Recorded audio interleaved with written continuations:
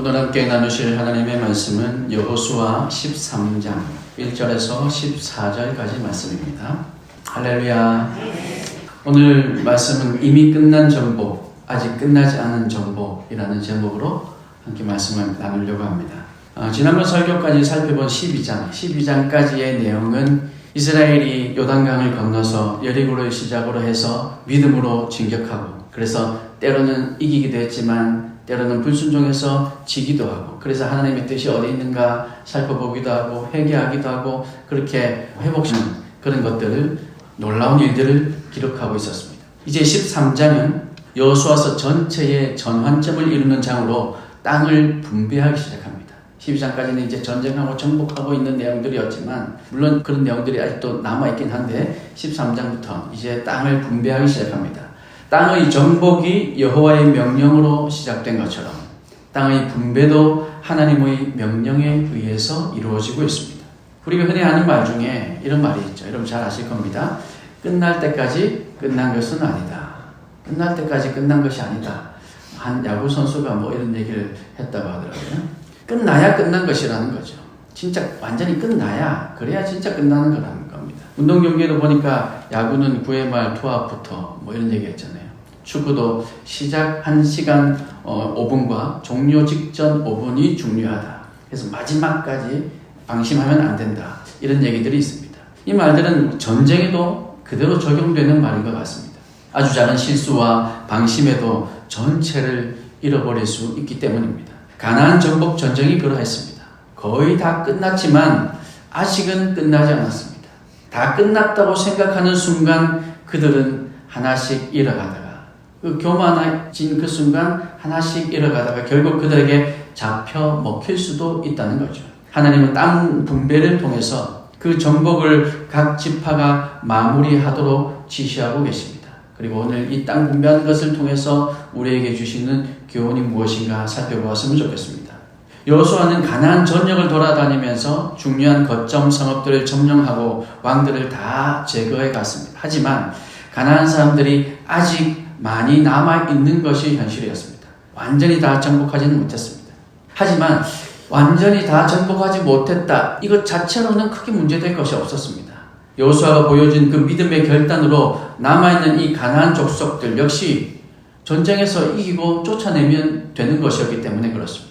하지만 이 정도면 됐지, 이제 충분히 많이 우리가 점령했잖아, 그래서 이제 뭐 조금 남았는데 뭐 이 정도면 됐지 라고 여긴다면 그것은 문제가 될 수 있을 것입니다. 아직 정복되지 않았지만 여호수아를 통해서 요단 서편 땅, 그러니까 이 가나안 땅을 9지파 반에게 분배하게 하십니다. 하나님께서 이스라엘 백성들이 정복할 줄 믿으시고 분배하게 하신 겁니다. 아직 다 정복되지 않았어요. 그럼에도 불구하고 하나님께서는 이 이스라엘 백성들이 내 말에 순종하여 분명히 다 정복할 거야 라고 믿으시며 그 9지파 반에게 땅을 분배했다는 거죠. 하나님께서도 이스라엘이 정복할 것으로 기대하고 분배하셨습니다. 이미 시작된 축복, 하나님께서 우리에게 허락해 주시는 축복, 이 축복을 온전히 누리는 데에는 하나님께서 허락해 주시는 그 복, 하나님께서 축복하시는 것만 필요한 것이 아니라, 그것으로만이 아니라 이스라엘 백성들의 믿음도 필요하다는 것입니다. 하나님께서 내가 복 주겠노라 하셨지만 이스라엘이 믿음이 없으면 그 복을 온전히 누릴 수 없다는 것이죠. 이미 가나안 땅에 들어왔지만 아직 싸움은 끝나지 않았습니다. 두렵고 떨림으로 그 구원을, 그 싸움을 끝까지 완성해내야 하는 것입니다. 사랑하는 성도 여러분, 저와 여러분도 혹시 이런 경험이 있으신가요? 하나님께서 허락하신 약속의 말씀, 그 말씀이 아직 이루어지지 않았는데, 내 눈으로 보기에는, 내 경험으로 보기에는 분명히 아직 그것이 이루어지지 않았는데 이루어질 것을 믿고 행동해야 하는 그런 경험들 혹시 있으셨는지요? 히브리서 11장 1절 말씀에 믿음은 바라는 것들의 실상이요 보이지 않는 것들의 증거라고 말씀하셨습니다. 하나님께서 우리에게 이런 믿음을 요구하실 때가 우리가 살아가다 보니 있더라는 겁니다. 아직 보이지 않지만, 아니 볼 수 없지만 믿음이 그 증거다라고 말씀하십니다. 아직 이루어지지 않았지만 그것이 이루어질 것인데 그 증거가 뭐냐면 너의 믿음이다 라고 말씀하고 계십니다. 즉 믿음이 있으면, 믿어지면 곧 보이게 될 것이고, 믿음이 없으면, 아니 믿어지지 않으면 결국 보지 못하게 될 것이라는 거죠. 오래전 얘기입니다만 제가 종신신대원에 입학하자마자 이제 각 동아리에서 선배님들이 나오셔서 자기들의 동아리 소개를 하기 시작했습니다. 말씀을 연구하는 동아리, 목회 시스템을 배울 수 있는 동아리, 섬기고 봉사할 수 있는 동아리, 저기 뭐 낙도 이런 데 가서 섬길 수 있는 동아리, 뭐 여러 가지 많은 동아리들이 있었습니다. 저는 찬양 사역으로 이 사역을 해야겠다 시작을 했기 때문에 말씀 연구하는 동아리, 거기 가서 나의 부족함을, 나 노래는 좀 하잖아? 죄송합니다. 그래서 말씀을 연구하는 동안에 이런데 좋은 데 있으면 어디가 좋을까 이렇게 막 관심을 가지고 있었습니다. 그런데 참 안타깝게도 제가 저기 가면 좋겠다 하는 데가 잘 보이지 않더라고요.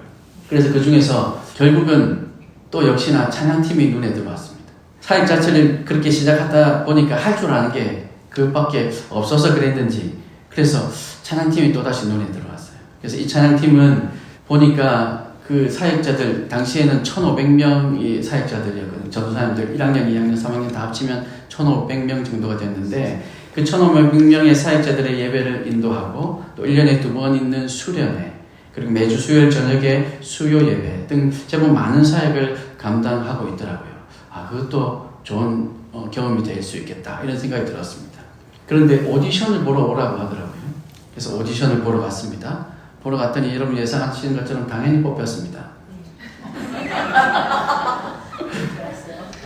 오디션을 보고 찬양팀에 뽑히면서 좀 더 정확하게 말해서 오디션을 보면서부터 내년 이 총신신대원의 찬양팀 리더는 제가 될 것이다 라는 마음이 들었습니다. 재수없다고 생각하고 계시는 거 충분히 이해가 됩니다. 제가 그런 생각을 하면서 저 자신도 그랬습니다. 이게 무슨 이런 일이 있지? 이런 생각이 들지? 한 번도 그래 봤던 적이 없었거든요. 제 모교회에서 한번 말씀드린 것 같은데, 부산에 있는 초량교회 제법 청년들이 많았습니다. 그 모교회에서 제가 찬양 인도를 한 3년 정도 했었는데, 찬양 인도를 이제 넘겨주고 후배들에게 넘겨주고 나중에 얘기를 들으니까 어떤 얘기들이 있었냐면, 병렬형보다 내가 더 잘할 수 있습니다 라면서 목사님을 찾아가서 자기가 내년에 찬양 인도를 했으면 좋겠다, 리더가 했으면 좋겠다, 이런 친구도 있었고, 또 기도하는데 하나님께서 내년에 저를 리더로 세워주시는 환상을 보았습니다. 그러면서 목사님을 찾아가고 간사님을 찾아갔던 그런 게 없는 인간들이 있더라고요. 있었다고 하더라고요. 아무튼 그런 얘기를 들으면서 어떻게 저럴 수 있을까 하면서 저도 참 재수없다 이런 생각을 했었습니다. 그런데 그걸 제가 하고 있더라고요. 처음에는 제가 생각해도 너무 황당했습니다. 이렇게 많은 전도사님들 중에 소위 말하는 잘 나가는 분들 얼마나 많았겠습니까? 그런데 그게 믿어지는 걸 이거 어떡하란 말입니까? 이런 마음이 들더라고요. 하지만 아무에게도 말은 할 수 없었습니다. 분명히 얘기하면 재수없다고 했을 거니까요. 그래서 그때서부터 저는 한 명의 신입생으로서가 아니라 그 팀의 리더처럼 연습과 기도회 모든 모임에 참석하게 되었습니다. 그런 마음이 들었습니다. 저희 기수에는 지원자가 너무 많아서, 그래서 실제로 오디션에 뽑힌 사람들도 많아서 이 찬양팀을 2팀으로 나눴어요. 그 전까지 저희 윗기수까지만 해도 찬양팀으로 섬길 사람이 없어서 그렇게 막 섭외를 하고 그랬다고 하던데, 저희 기수부터는 왜 그랬는지 너무 많았었습니다. 그래서 2팀으로 나눴어요.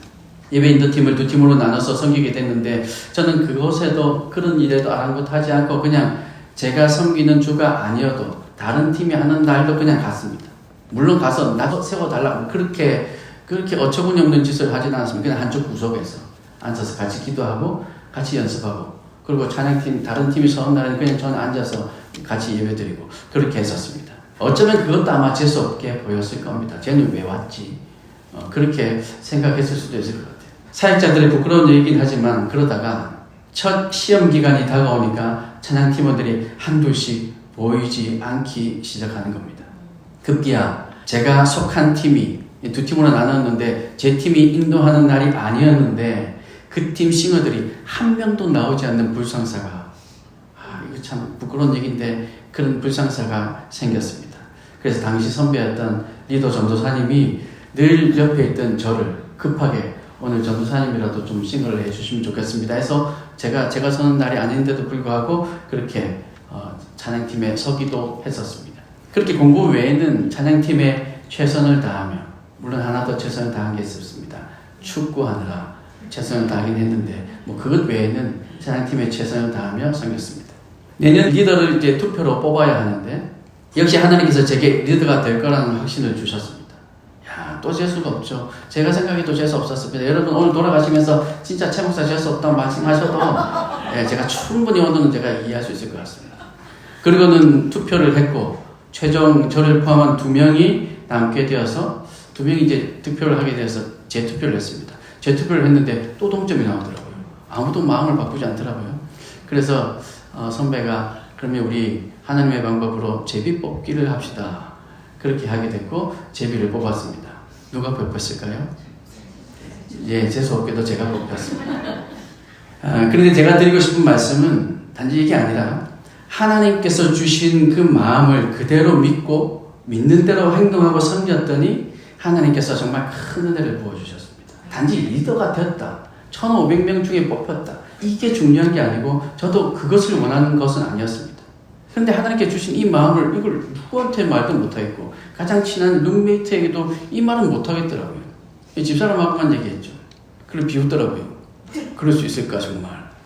그랬었는데 정말로 하나님께서 리더로 세워주셨고 근데 리더로 세워주셨다는 이 자체가 단지 이것이 아니라 제가 리더로 1년간 섬기는 동안 하나님께서 주신 그 은혜가 얼마나 컸었는지 하나님께서 주시는 그 축복을 제가 믿음으로 행동하니까 하나님께서 부어주시는 것을 경험하게 되었던 겁니다.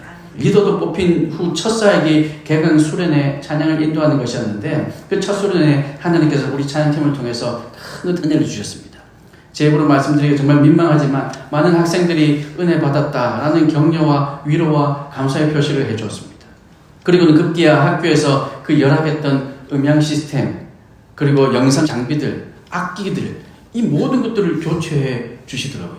이미 교체하기로 예정이 되어 있었는지 그것까지 자세히 모르겠습니다. 그런데 그걸 다 아주 많은 돈을 들여서 교체해 주셨습니다. 그리고 저희 팀원들의 주도로 이 장비들을 다 들여놓게 되었고 악기들도 다 새 것으로 들여놓게 되었습니다. 하나님께서 저에게 주신 마음에 순종하고 믿었더니 신대원 이 찬양팀을 다시 태어나게 해주셨습니다. 그래서 저는 수업 시간에 들어가면 교수님들께서 저를 그냥 딴짓을 못하게 했습니다. 그러니까 찬양 인도자로 얼굴을 알아보시니까 제 이름은 모르지만 거기 찬양하는 전도사님 지금 뭐합니까? 이렇게 해서 제가 딴짓을 못하게 되더라고요. 덕분에 또 찬양팀에게 장학금도 지원되었습니다. 물론 그 장학금은 개인적으로 사용하기보다는 찬양팀을 위해서 사용하자고 그렇게 의논했습니다. 저에게 장학금을 주시면서 전도사님과 그리고 나머지 2명 정도에게 장학금이 돌아갈 정도니까 그렇게 결정하셔서 쓰면 좋겠다고 하셨는데 그걸 제가 어떻게 결정하겠습니다. 그래서 다 같이 의논해서 그냥 우리 찬양팀 재정으로 사용합시다 해서 또 그렇게 사용하게 됐습니다.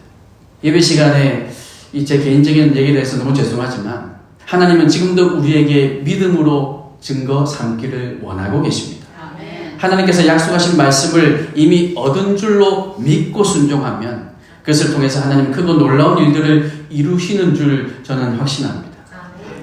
가나안의 남은 땅을 정복할 줄로 믿고 분배하시는 그 하나님을 오늘 이 저녁에 저와 여러분의 삶 가운데서도 만날 수 있기를 간절히 소망합니다. 우리에게 주신 약속의 말씀들이 있다면 그것이 이미 이룬 줄 여러분 믿으시길 바랍니다. 여러분의 그 믿음이 있어야 그 말씀이 주셨던 그 약속의 말씀이 이루어질 수 있다는 것입니다. 그러면 그 믿음을 통해서 하나님은 크고 놀라운 일들을 행하신다는 사실을 여러분 믿으시길 바랍니다. 여러분에게 주셨던 그 약속의 말씀들, 여러분에게 주셨던 그 믿음을 요구하는 그 하나님의 음성들, 여러분 그 음성에 믿음으로 반응하셔서 이미 이루어진 것이라 믿고 순종하는 저와 여러분, 그래서 하나님의 역사하심이 하나님의 인도하심이 우리 삶 가운데 충만히 드러날 수 있기를 주님의 이름으로 축복합니다. 모세는 아모리 왕 시혼과 바산 왕 옥을 이기고 요단 동편의 비옥한 땅을 차지합니다. 그러니까 아직 요단강을 건너기 전, 가나안 땅에 들어가기 전 이 요단 동편 땅도 확보했습니다. 그곳은 하나님이 처음에 약속하신 땅이 아니었습니다. 가나안에 들어가는 길목에 있던 땅으로 이 두 왕이 길을 열어주지 않아서 그냥 우리는 지나만 가겠습니다. 물조차도 당신들에게 구하지 않겠습니다. 우리는 물조차도 그냥 우리가 먹겠습니다. 그냥 길만 열어주시면 좋겠습니다. 라고 했는데 그것조차도 허락하지 않아서 어쩔 수 없이 정복한 땅이었습니다. 하지만 두 지파만이 그 땅을 요구하자 하나님께서 그것도 허락해 주십니다. 요단 동편에 있지만 하나님의 기업으로 인정해 주신 겁니다. 하나님께서는 애초에 요단 서편 이 가나안 땅, 내가 젖과 꿀이 흐르는 이 가나안 땅을 너에게 약속의 땅으로 주겠노라 하셨지만 이 요단 동편에 있는 이 땅조차도 하나님께서 인정하시며 하나님의 기업으로 이스라엘 백성들에게 허락해 주셨습니다. 하지만 거기에도 그술과 마갓이라는 정복하지 못한 족속과 땅들이 아직 있었습니다. 아직 끝나지 않았다는 말씀을 여러분 다시 한번 기억하시기 바랍니다. 이 그술과 마갓은 결국 이스라엘에게 아픔을 주게 됩니다. 다윗을 배반한 아들 압살롬의 모친이 그술 땅의 공주였고 또 다윗에게 대항했던 암몬의 연합군 중에 하나가 또 마갓 사람들이었습니다. 사랑하는 성도 여러분, 하나님의 일이 완전히 끝날 때까지 마음을 놓지 말고 끝까지 순종하는 저와 여러분이 될 수 있기를 소망합니다. 하나님은 교만하지 않는 믿음의 사람을 오늘도 찾고 계십니다. 그렇게 하나님의 일이 완전히 끝날 때까지 겸손으로 낮아져서 끝까지 하나님께서 하실 것을 믿고 나아갈 때에 하나님께서 요단 서편 이 가나안 땅뿐만 아니라 요단 동편 땅도 우리에게 허락해 주신다는 사실을 여러분 믿으시고 그 하나님께서 오늘 우리 삶 가운데 일하실 수 있도록 믿음으로 나아가는 저와 여러분이 되시기를 주님의 이름으로 축원합니다. 마지막으로 우리 14절 말씀 한번 보겠습니다. 우리 14절 말씀을 다 같이 한번 읽겠습니다. 오직 레위 지파에게는 여호수아가 기업으로 준 것이 없었으니 이는 그에게 말씀하신 것 같이 이스라엘의 하나님 여호와께 타진 그들의 유업이 되었습니다. 네. 레위 지파는 세상의 열방 가운데 하나님께서 택하신 이스라엘과 같은 존재였습니다. 열방 중에 유리하던 이스라엘이 선택받아서 하나님의 은혜로 생존한 것처럼 레위 지파도 땅을 분배받지 못했지만 하나님의 은혜를 아는 이스라엘을 통해서 생존하는 사람들이었습니다. 그들은 하나님을 섬기는 일, 즉 율법을 가르치고 제사 드리는 이 일에 전념했습니다. 하나님은 그들에게 땅이 없지만 그 땅을 누릴 수 있게 해 주셨습니다. 하나님 자신이 친히 기업이 되어서 책임져 주셨다는 말씀입니다. 이스라엘은 레위 지파를 보면서 가나안 땅을 누리는 것이 땅 때문이 아니라 하나님 때문이라는 것을 잊지 말아야 하는 것이죠. 레위 지파에게는 땅이 전혀 분배되지 않았음에도 불구하고 그 성읍 하나들, 그 성읍 둘레에 포함되어 조그마한 땅들 그 정도만 줬음에도 불구하고 그 레위 지파가 하나님의 은혜를 누리고 있는 것은 하나님께서 기업이 되어 주셨기 때문이다. 이 사실을 보면서 이스라엘 당신들, 그 나머지 11지파 당신들 모두도 이 땅 때문에 우리가 젖과 꿀이 흐르는 이 땅에서 하나님의 은혜를 누리는 것이 아니라 하나님 때문에 하나님의 은혜로 하나님의 하나님 되심으로 은혜를 누린다는 것을 기억하라. 그렇게 말씀해주고 있는 것이죠. 사랑하는 성도 여러분, 하나님 나라를 잘 누리시길 바랍니다. 하지만 이 믿음의 경주는 여전히 멈추지 마시길 바랍니다. 하나님께서 약속하신 말씀, 우리에게 감동해 주신 그 마음을 끝까지 믿으시기를 간절히 소망합니다. 이미 이룬 줄 믿고 하나님의 뜻을 헤아리며 살아간다면 반드시 하나님께서 약속하신 그 하나님의 큰 일을 우리가 경험하게 될 것입니다. 예상 가운데, 우리 공동체 가운데, 여러분 가정에도, 여러분 직장에도 하나님께서 계획하신 하나님의 그 일들을 우리가 믿음으로 나아갈 때에 그 일들을 경험하게 되는 줄 여러분 믿으시기 바랍니다. 그것이 하나님께서 우리에게 요구하시는 믿음입니다. 이 믿음이 바로 보이지 않는 것들의 증거입니다. 오늘 우리의 삶이 바로 이 믿음의 걸음을 한 걸음씩 내딛는 삶이 될 수 있기를 소망합니다. 이 믿음대로 아직 끝나지 않은 하나님의 전쟁을 끝까지 최선을 다해서 끝날 때까지 끝난 것이 아니라라는 사실을 다시 한번 마음에 새기고 끝까지 감당해내는 저와 여러분, 그래서 우리 교회가 하나님께서 우리에게 주신 사명을 끝까지 감당하고자 할 때, 끝까지 하나님을 믿고 믿음으로 나아갈 때 하나님께서 우리에게 놀라운 축복을, 하나님의 큰 일을 허락하신다는 사실을 여러분 믿으시고 남은 한 주도, 그리고 앞으로 우리의 삶 가운데도 믿음으로 나아가는 우리 모든 성도님들 되시기를 주님의 크신 이름으로 축복합니다.